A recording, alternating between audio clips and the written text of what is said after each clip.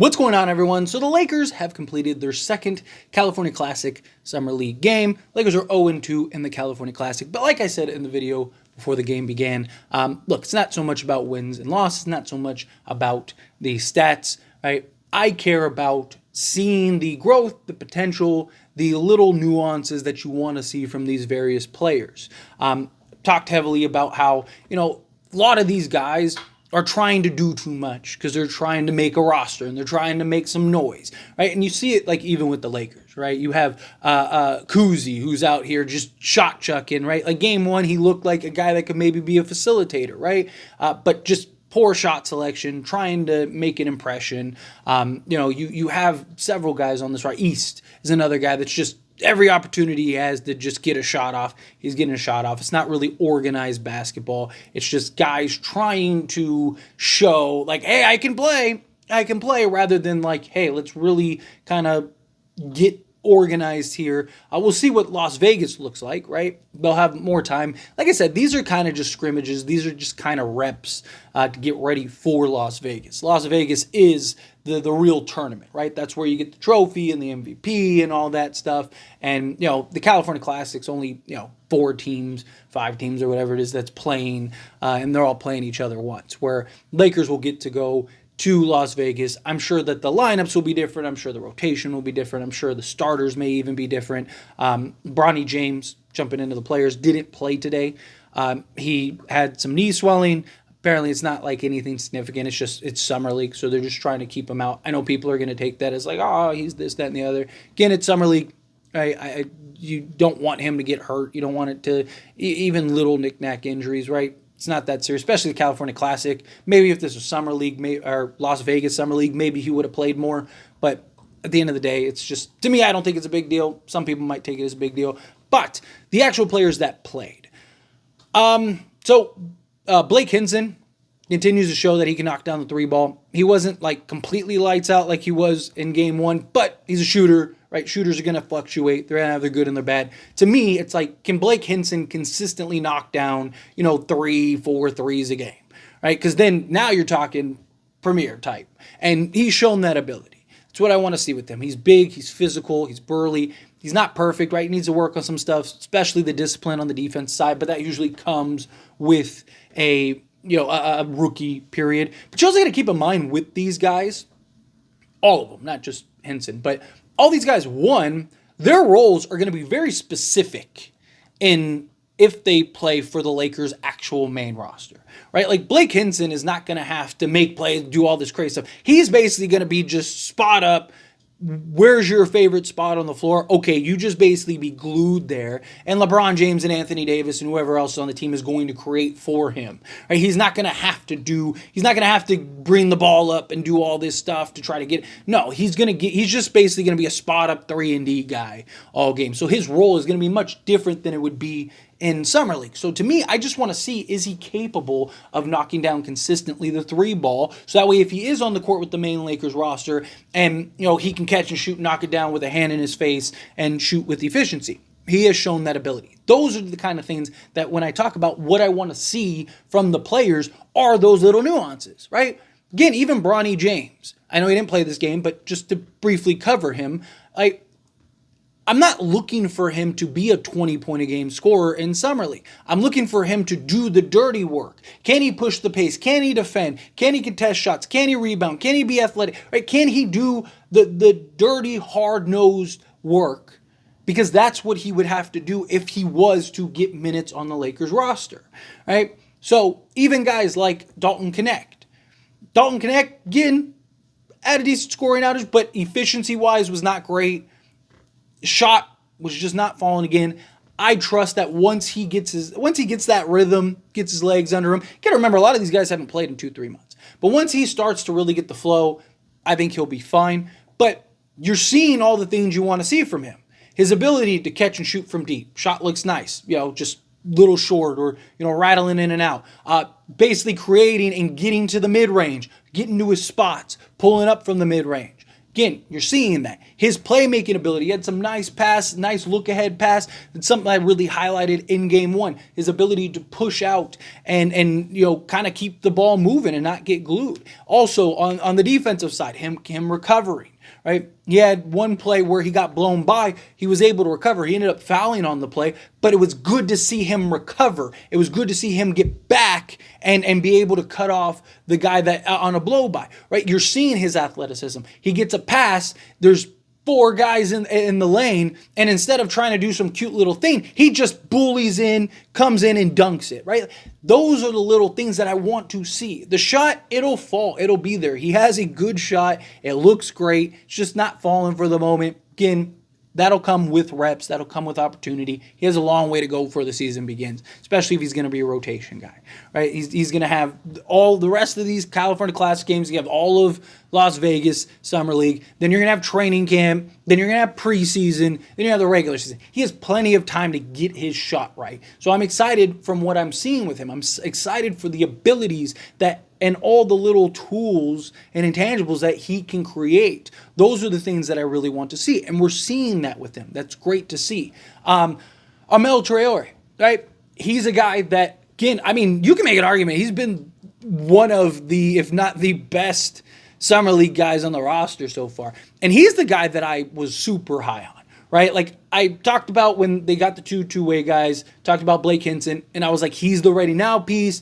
He's the guy that I think come in and maybe even get some rotation minutes. But Traore's the gem. He's the guy that I think has like real like watch out potential because of his versatility. This guy's a 6'9", 7'3" wingspan forward that could basically play 3 through 5. His defense ability, you've seen it out. His ability to switch basically 1 through 5 is so valuable. You've seen the ability for him to stretch the floor and knock down the 3 ball. Obviously, the shot needs some work, needs better discipline. There's a few things that he needs to improve on and work on, but the motor's there, the energy's there, the attitude's there, right? He gets a big, and he's like, I love that stuff, right? I'm excited for Traore. Traore is the guy that when we got him, I was like, yeah, like he's the guy. Like keep an eye on him. Blake Hinson, I was like, I got a ton of comments of people that were like, who's that? And I was like, don't worry, you're going to see who he is in a moment. But I talked about how I thought Traore, he's the guy that could end up not just being a rotation piece, but being a real like starting level piece. Not going to go as far as like all-star or superstar or anything like that. But like, I wouldn't be shocked if in 2-3 years, he's the starting small forward or power forward for the Lakers with the ability to stretch the floor, defend multiple positions. Like he may even be like, I think he could probably be a better Jared Vanderbilt in the sense of like he can knock down the 3 ball with consistency and then play defense and defend basically all positions with that high motor, high energy, right? Will he be as elite defensively as Jared Vanderbilt is? Because Jared Vanderbilt's arguably one of the best, if not best, on-ball defenders in the league. But even if he's not, let's say he's half of what Jared Vanderbilt is, but he has the ability to put the ball on the deck, get to the basket, finish strong, knock down the 3 ball. If he's better offensively, then to me, he's overall better than Jared Vanderbilt. So that's kind of what I'd like to see Traore at least become. You know, you never know with these young guys. 5 years from now, he's a star for the Lakers. Who knows? But realistically, keeping it within reason, I think him being that legit 3-and-D small forward, power forward type combo guy that can knock down the 3 ball and defend the best player on the other team, grab some rebounds, do a little bit of everything, kind of be an all-around game guy, that's what I want to see, and that's what I think we are seeing with Traore. Right? I really like what we're seeing with Traore. I think he's the guy that I think has the greatest upside and potential. Him and Bronny, I know people are super low on Bronny and thinks he's trash, but for him, like I've talked about, can he be, an athletic Gabe Vincent? Not everybody has to be a superstar.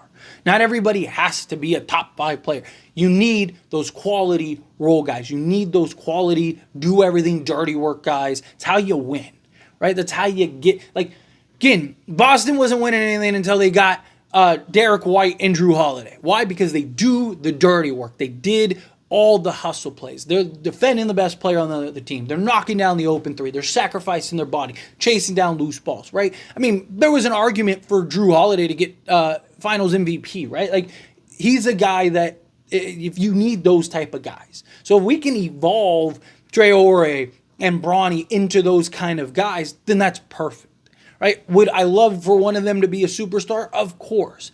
But if not, if you told me Bronny James is a more athletic Gabe Vincent, like the idea of Gabe 3-and-D, point of attack type guy, right? Like if he can be, here's Dennis Schroeder, right? If Bronny James can be Dennis Schroeder, right? No one thinks Dennis Schroeder is a superstar. No one thinks Dennis Schroeder is this all-star level, but he's a guy that is excellent at just being a pest, being consistent, doing the dirty work, right? If Bronny could be a Dennis Schroeder type player, but better from three, hopefully, right? Schroeder is really hot and cold from three. If he can be a more consistent three-point shooter, Dennis Schroeder, and Armel Traore, if he can be like a 3-and-D Jared Vanderbilt type player, like let's go.